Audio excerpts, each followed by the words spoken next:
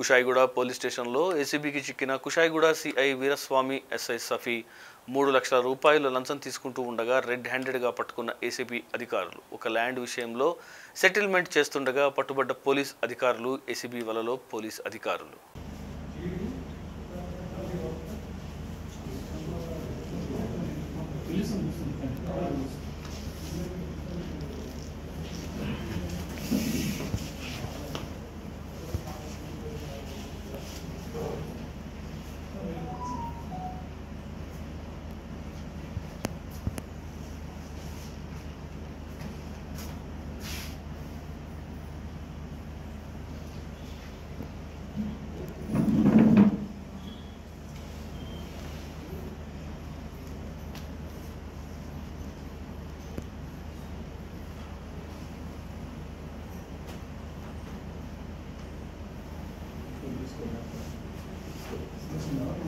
నా పేరు ఆనంద్ కుమార్. నేను డిఎస్పీ ఏసీబీ రంగారెడ్డి రేంజ్.